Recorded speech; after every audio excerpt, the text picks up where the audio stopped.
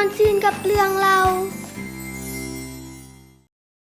สบายดีละลานทุกคนสบายดีมื้อนี้มาพบกับป้ามิมีอีกแล้ว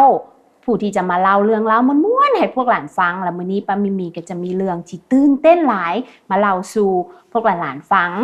พวกหลานเคยเห็นกระต่ายบ่กระต่ายเป็นตัวแนวใดเป็นตัวแนวใดมีหูยาวๆแม่นบ่โดยยาวหลายแล้วผู้ใดเคยเห็นเต่าเลยยกมือขึ้นโอ้ผู้ใดก็เคยเห็นเต่าเนาะมื้อนี้ป้ามิมีจะมาเล่าเรื่องเกี่ยวกับกระต่ายและเต่าให้พวกหลานๆฟังเฮามาฟังพร้อมกันเลยเนาะอยู่ที่ป่าที่อุดมสมบูรณ์และสวยงามแห่งหนึ่งมีสัตว์หลายๆตัวอาศัยอยู่ร่วมกันในนั้นก็มีกระต่ายสีขาวตัวหนึ่งอาศัยอยู่นำพวกหมู่กระต่ายตัวนี้มีนิสัยมักโอ้อวด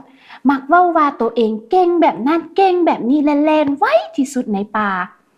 แล้วมีเต่าตัวหนึ่งเราบ่มักนิสัยของกระต่ายเราเลยท่าแข่งแลนกับกระต่ายเมื่อกระต่ายได้ยินอย่างนั้นแล้วก็หัวขวัญว่าฮ่าเต่าผู้เสื่องซากคือเจ้านี่วะสิมาแลนแข่งกับข่อยเจ้าฮู้บ่ข่อยนี่แลนไวที่สุดอยู่ในป่านี่ไดเต่าก็เลยตอบว่าข่อยนี่ฮู้ตัวเองดีข่อยสามารถเอาชนะเจ้าได้กระต่ายเลยหัวฮ่าได้ข่อยสิหับคำท่าเจ้าเฮามาแล่นแข่งกันข่อยสิเฮ็ดให้เจ้าเห็นว่าข่อยนี่แหละแล่นไวที่สุดอยู่ในป่าแห่งนี้ฮอดมื้อแข่งขันกระต่ายกับเต่าได้มาจุดที่หมายพร้อมด้วยหมู่สัตว์หลายๆตัวเพื่อมาเป็นพยานในการแข่งขันพอแต่เริ่มแข่งขันปุ๊บกระต่ายก็เล่นไปด้วยความไวและแล้วก็เหลียวหาเต่าโอ้เต่ายังซ่าออกจากจุดเส้นใสกระต่ายก็หัวขวัญฮ่าเต่านี่วะสิมาชนะเฮาได้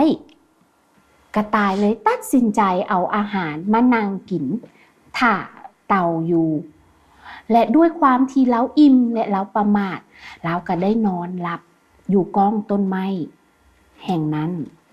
ส่วนฝ่ายเต่าเองถึงเล้าจะย่างซ่า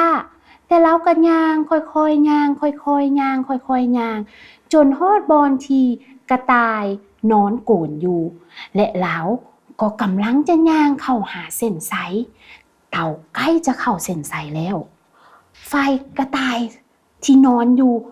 เมื่อฮู้ว่าเต่าจะเข้าเส้นชัยแล้วก็ตื่นแล้วก็ฮีบแลนอย่างสุดชีวิตเพื่อที่จะเข้าเส้นชัยแต่ว่ามันก็บ่ทันแล้วเพราะว่าเต่าได้ย่างเข้าเส้นชัยไปก่อนแล้วกระต่ายรู้สึกอายหลายที่บ่สามารถเอาชนะเต่าได้จริงเว้าว่ามันสิเป็นไปแนวใดข่อยผู้ที่แล่นไวที่สุดในป่าแห่งนี้สิมาเสียไซให้เจ้าเต่าเลยตอบว่าแม่นเจ้าแล่นไวที่สุดแต่เจ้าประมาทและเจ้าบ่ตั้งใจในการแข่งขันจึงเฮ็ดให้เจ้าเสียไซในครั้งนี้เห็นบ่หลานๆถึงว่าหลานๆจะเก่งแต่ถ้าหลานๆประมาทและบ่ตั้งใจในการแข่งขันก็จะเฮ็ดให้หลานสามารถเสียไซได้คือดังเรื่องเราเกี่ยวกับกระต่ายและเต่าเป็นแนวใดเรื่องเราในมื้อนี้ม่วนบ่